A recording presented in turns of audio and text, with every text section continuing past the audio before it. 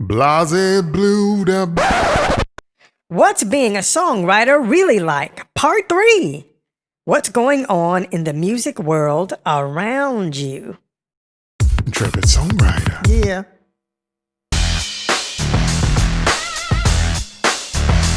Other writers just seem to know how to write the hits. It seems like other writers can just crank those hits out. Every time you look up a song on the charts and find out who wrote it, it seems like it's the same handful of people. They must be extraordinarily talented and extraordinarily lucky.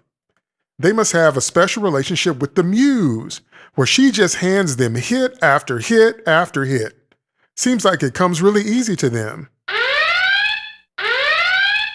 The truth is, Hit writers, true songwriters, write every single day.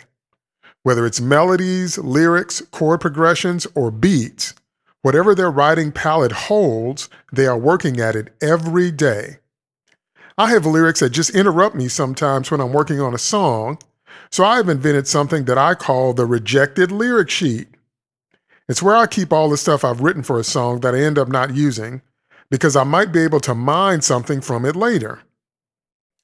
Diane Warren is known to write anywhere from 8 to 12 to 16 hours a day, 6 days per week. It's not a matter of magically coming up with that one great song in a flash that changes your career. It's a matter of writing day in and day out, no matter what, giving it as much time each day as you can. other writers seem to get their music heard so easily. Seems like every time you turn around, your friends are talking about how they got this record label to hear their stuff, or they got a hold of a really big artist and sent him an MP3 or a SoundCloud link to listen to their latest cut. Or some publisher in New York seems to be highly interested in that dance cut they just wrote, and it seems like they were able to generate that interest so quickly. The truth is, Song plugging, song pitching, that is a full-time job. It's the other job you have to do in those hours that you're not writing. It is the exact same job that lobbyists do in Congress. They are there in D.C. all the time, representing the interests of whatever group sent them there to influence the lawmaking decisions in their favor. That is exactly what pitching is. You or someone you've hired trying to get publishers, artists, or labels to listen to the songs you're trying to place, either with yourself performing them or with a target artist in mind. If you're going to hire a professional song plugger, you can start by Googling song plugger services and begin to read through the different listings. And be sure to read all of the forum conversations too. They are highly informative. Or you can go to Craigslist. Find the city where you want to pitch. New York, Nashville,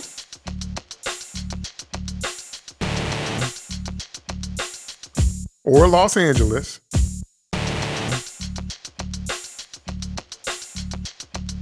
But hiring a professional song plugger is very, very expensive.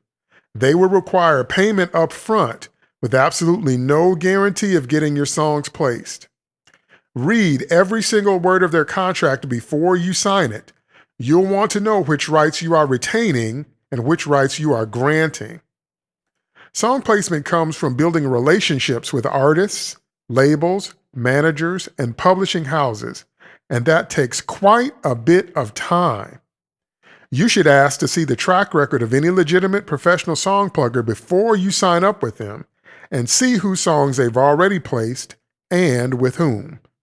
And still, I wouldn't recommend using a song plugging service until you've had a hit or two and established yourself as a writer. Then industry people will already know who you are, which will increase your chances of getting heard. Literally, by the time you get through paying a plugger, especially as an unknown writer, it would have been cheaper to move to New York, Nashville, or Los Angeles and pitch your songs yourself. If you want to do it yourself and don't want to hire a professional song plugger and don't want to move from whatever town you're in, there are other alternatives. One of the best books you can buy towards this end is entitled Songwriters Market, and they put out a version of this every year. This book contains listings of labels, publishers, contests, and other resources like grant money that you can use to get your songs heard. Each listing has specific instructions on how to present your material, and each listing also tells you whether or not that specific source is open to unsolicited material. There is a service called Taxi. You join Taxi for an annual fee. Normally they charge $300 per year, and they send you professional listings from publishers, labels, and artists with specific descriptions of what their clients are looking for. They also have an annual event called a road rally, where all of their members get together and get to interact with many of these same publishers, artists, and labels. But beware! Not only does Taxi charge you $5 per pitch, but it has to pass their critique first. They listen to your song, evaluate it, and then they decide if it's good enough to be passed on to the listing source. That means you can spend $100 in submission fees alone, writing and rewriting and then repitching 20 times just to get their approval. And if your song does get a pass, that just means that it gets submitted into the large pool with the other songs the listing source is listening to. It is still not a guarantee that your song will get placed. There's an organization I highly recommend. It's called Global Songwriters Connection, and it was created by Mrs. Charisse Boltore, one of the most trusted names in the songwriting industry. She has an extensive resume, and her goal is to help you succeed as a songwriter.